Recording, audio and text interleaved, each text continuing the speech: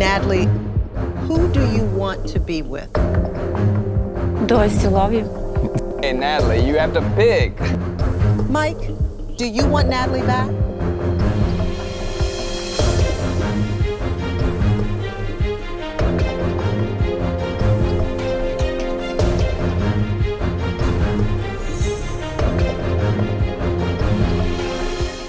Hey guys, welcome back to another video. Today we are getting into the third and final part of the single life tell-all. Okay, so they start right where we left off last time with Colt talking about some mythical mountain of respect. Mountain of respect! Shut the fuck up, bitch.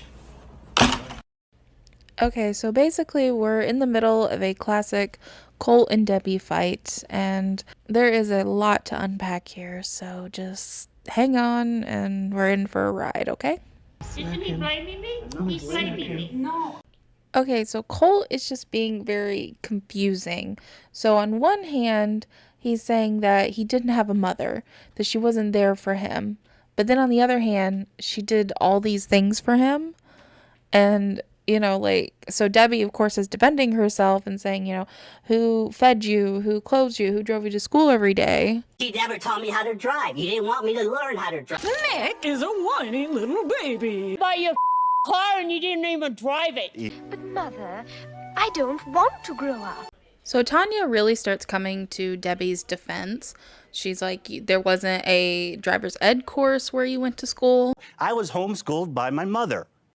He starts talking about when he graduated college, he had an internship offer in Los Angeles, and he said he didn't take it because he had to stay home and support Debbie. And Tanya just calls him on his shit, because she was in a similar situation with her mother where she was her mom's rock.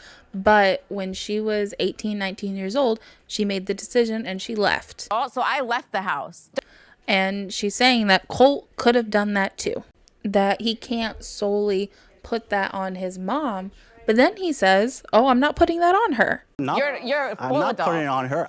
You did. Oh, he's lying. Stop lying. You were a grown adult. You could have moved out at any time. Facts. Hard facts.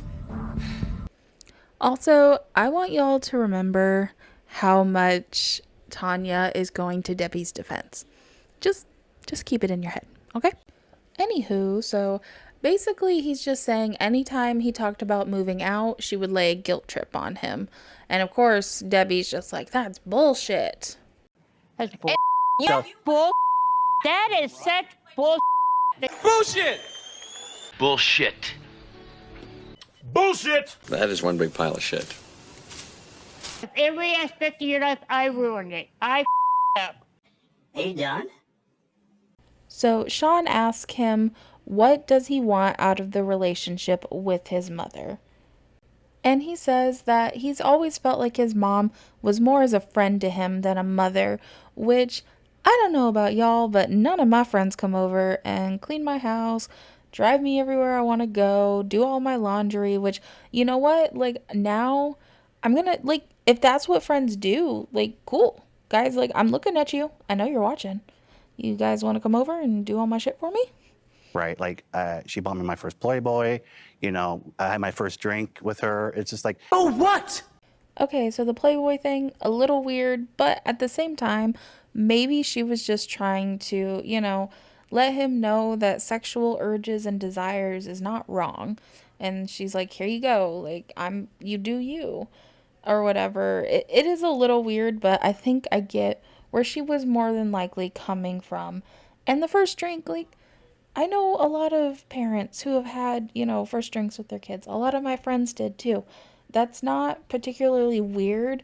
I feel like most parents would rather their kid have their first drink, or say if they smoke weed or something, with them than with like random people. God, you're going back to when you're 17 years old. No, but And see, he was like 17. He wasn't like a little kid, and she did this. Get over yourself. So Tony tries to put his 2 cents in, but Colt just cuts him off and says no. And then Tanya just straight up asks, are you missing your mom? And he says, I don't feel like I have a mother. I do everything for you. I do this, but you don't feel like you have a mother.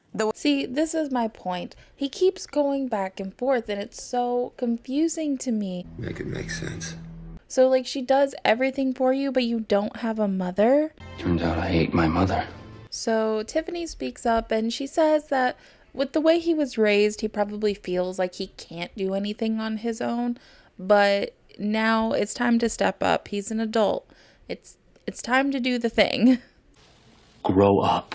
And I will give him this. He does actually seem to be listening to her. You know, he's not like rolling his eyes or shaking his head like he has with pretty much everyone else. He does kind of seem to like actually listen to her. And I kind of wonder if it's just because she's pretty. Yeah, I like your face. And Natalie pipes in as well. And, you know you got to be batshit crazy if Natalie starts making sense. Responsibility But you're somewhat not there anymore. to You're her. here today. Forget about the past, brother. Like, she wanted to protect him from the vault and she isolated him. Still a little sapling, just a sprout. But you can make anything you want in your life. So Tim points out how Colt got what he wanted. You know, Debbie not only is dating someone and has moved out, she has moved out of the country, and they seem to be still having the same problems, and he still seems to be unhappy. Maybe I am part of the problem. Okay, so Tim asks, what is the issue right now you're having with your mom? Your biggest issue. And he says he would just like to know more about how she's feeling and what's going on with her life. And Santa gets kind of mad about this answer, and he points out how he calls and talks to one of his kids every Saturday morning. It's their ritual, and they do it every Saturday to catch up, and that he just doesn't do that with Debbie. Sending a text message is bull. But I will put it out there, is Debbie also making that effort? Is she trying to call him or schedule video chats or anything like that? We don't know that. Probably not. And Vanessa chimes in and says that there were times, you know, that she saw herself. Debbie would be upset and crying, and Colt would go to her and ask what's wrong, and she would just explode on him. And, you know, I believe that. I believe that. You know, we can see with Debbie, she is very emotional, and you can tell she doesn't feel safe talking to Colt, whether it's because of all their fighting or just because she doesn't want to feel vulnerable to her son. My husband, I'm not going to sit there and say, oh, I miss Harley. Oh, God, I miss Harley. Which Colt has expressed multiple times that does upset him. You don't express your emotions. Every time I try to talk to her about my feelings, it's like, how you doing? Fine. Same. See you next week. That's not entirely fair. I mean, it seems like she just doesn't do it in the correct way. She goes automatically to the extreme.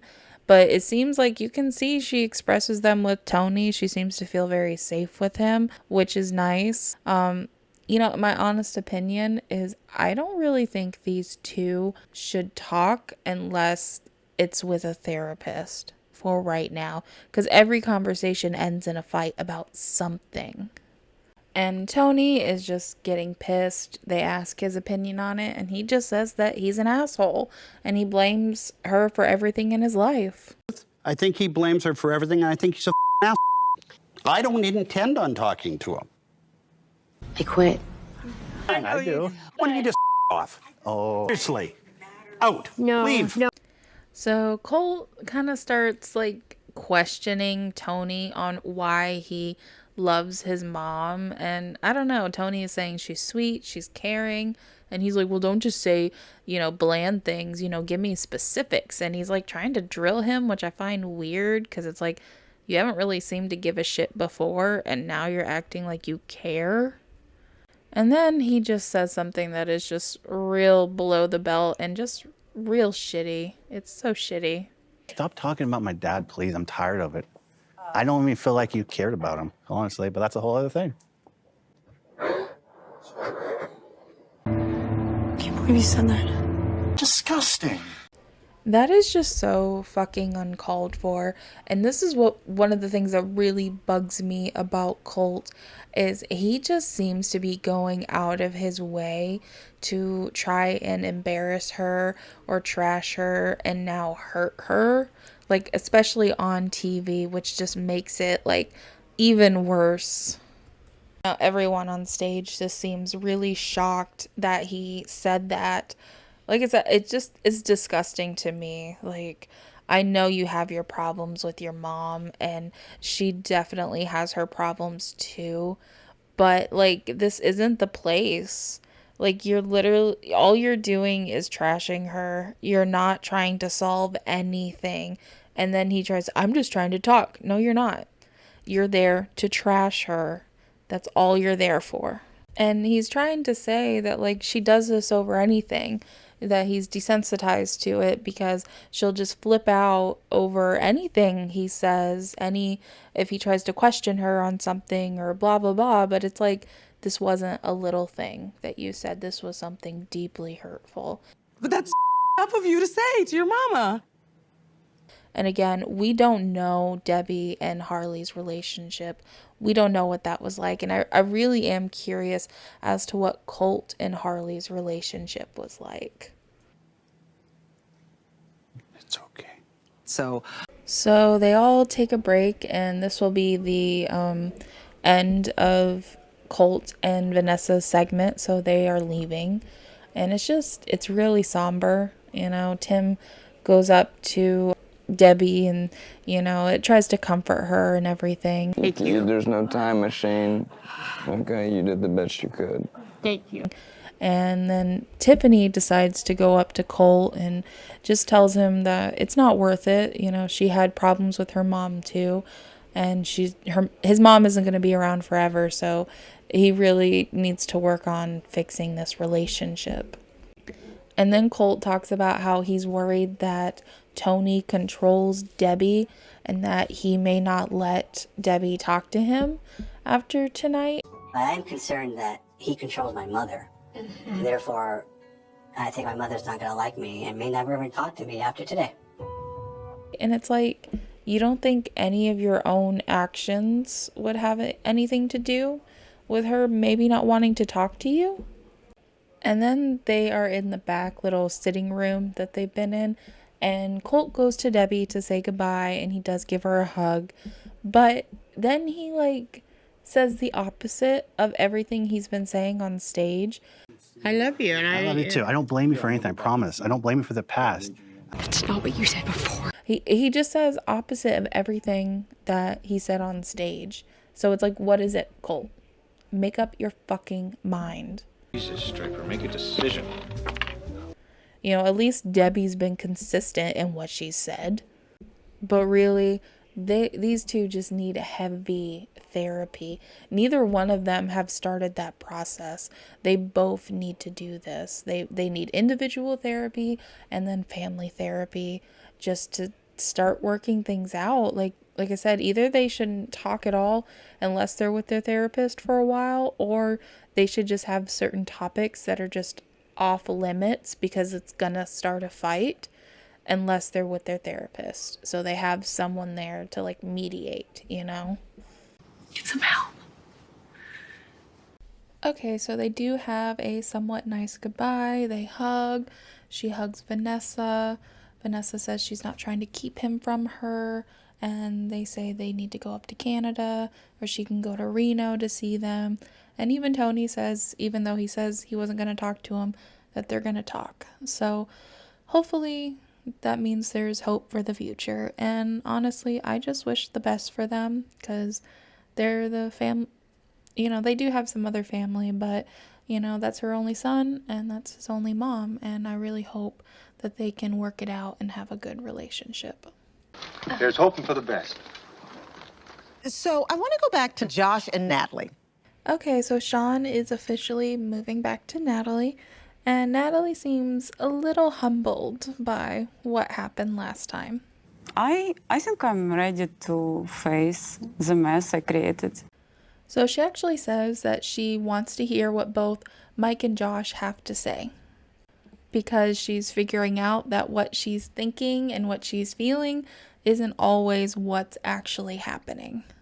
So Sean asks her to explain why she said that she would end things with Josh if Mike took her back, and she can't really explain herself. She just kind of keeps saying because.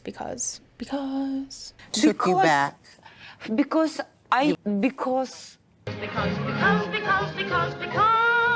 So with that, they decide to bring Mike out. I think one person who's missing from this conversation is Mike. So Mike comes out, him and Josh meet. What up, bro? How's it going? Good, yourself? Nice to meet you. You too. And then Sean asks Josh what he thought about Natalie saying that he would leave him if Mike took her back. I feel like I'm an option at this point. And again, to be fair, he hasn't committed to her either. And I do want to make something clear that I don't think I've made clear in my last videos about Natalie and Josh. I understand why he wouldn't want to commit to her. I totally understand. It's not like she's just been this sweet, innocent little tyke, you know? So I totally understand that. But the fact is, it's not right of him to drag her along and to use her for other means. So Debbie is already chiming in on whatever Josh says, and it's already driving him insane. And then Sean asks Natalie why she hasn't pursued the divorce and if she still loves Mike. Do I still love you? I've been asking you that for 3 years. I am very curious about Natalie's childhood and how she was raised. Maybe we know more and I just don't remember. But it seems like Natalie, because every time, you know, even way back when Mike was in Ukraine with her, they asked, do you love Mike? And she said she didn't know because they got into a fight. And it just makes me wonder, does Natalie not fully understand that you can be mad at someone and still love them? You can be depressed and still love somebody. It just really makes me wonder, like, why she's so emotionally ignorant. I don't really know the best word to say. If I love him for sure, could I do this to him? I don't know. Not going out of my life. I don't care how you call it. So maybe it's just me, but I'm definitely getting some vibes off of Natalie and Mike. I mean, granted, my vibes have been off before. We'll get into that later though.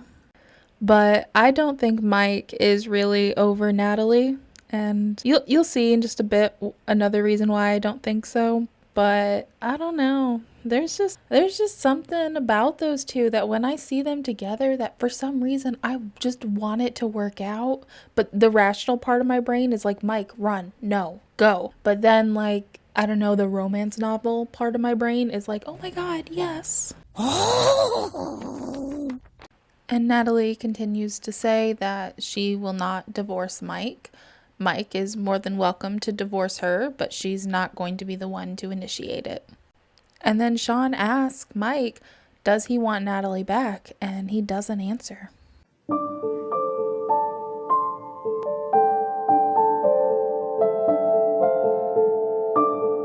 Why am I so sad? Natalie, who do you want to be with?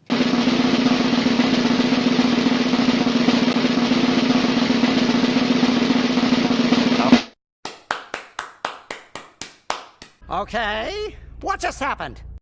Yeah, Mike started saying how Natalie's not ready for a relationship right now, and I guess that triggered her to get up and go sit in his lap and give him a hug. Josh, now might be a good time to break up. I don't know what's happening right now. Too. So Josh is looking a little stressed, and of course Debbie has to say something. So you're still not going to break up with her, right? I'm not talking to you anymore. Sean does ask Josh if he still considers himself in a relationship with Natalie after seeing that, and he says he doesn't know. He's like, did we just break up? But he says he doesn't know, he didn't know anything about really between her and Mike. He knows that they talk every day, but all of this was new to him. I've not known what has been going on with her and Mike. This is new information. Of course, Debbie is asking him why he never asked about what Natalie and Mike talk about, and he's like, I'm not intrusive like you are.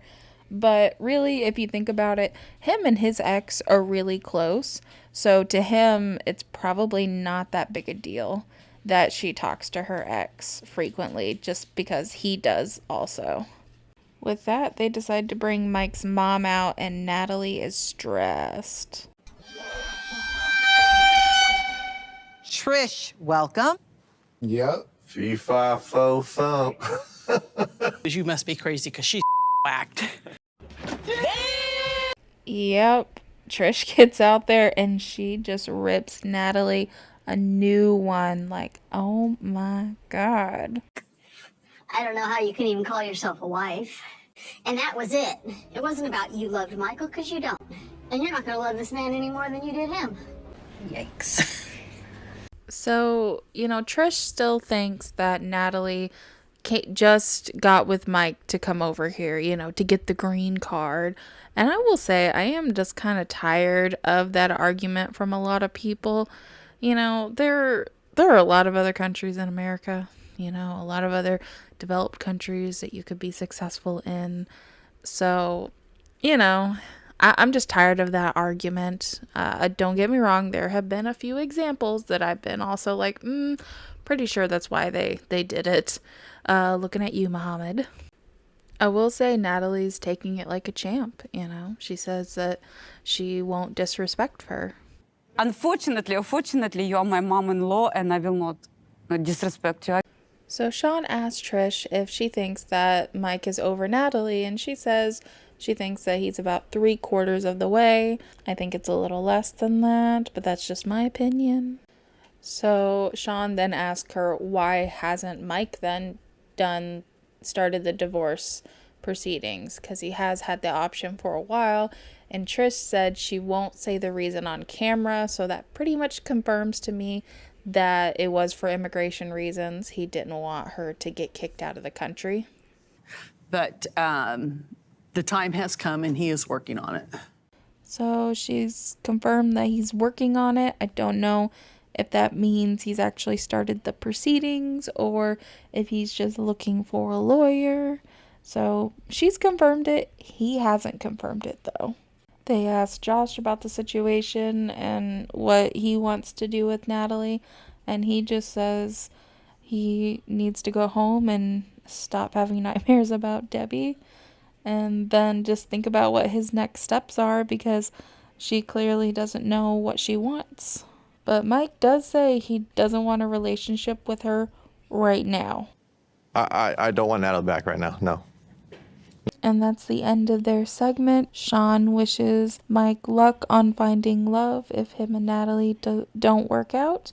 And then Trish leaves Josh with some parting words. Dude, run like a mother. So Natalie and Mike have like a little moment backstage, and I don't know, it just again confirms to me that Mike he's not over her. I think he wants to be, but he's not. What's up, Trouble? I'm the bad guy. I don't know, maybe it's just me. I've just always liked their chemistry together, and I just really like Mike too. And so there's this thing that I just want him to be happy. And so I'm like, if Natalie makes him happy, which, I mean, she doesn't, because, like, when she's there, she's all crazy. But I don't know. There's just this thing where I always have this little part of my head that's like, maybe she can, like, calm down her crazy and everything will be okay. And they'll live happily ever after. Don't get your hopes up. Did you ever consider getting back together with Natalie?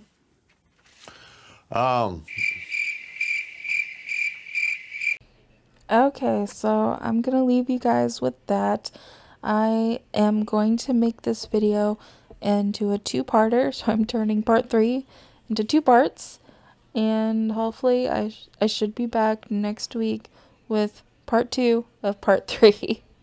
Thanks for hanging in there with me. It would have been probably well over an hour long, and I just couldn't do that to you guys. I couldn't have you listen to me blabber on for over an hour. But anyway, thanks for watching. If you liked it, consider hitting the like button. If you want to see more, hit the subscribe button. and I'll catch you guys in the next one. Bye. In case I don't see ya, good afternoon, good evening, and good night.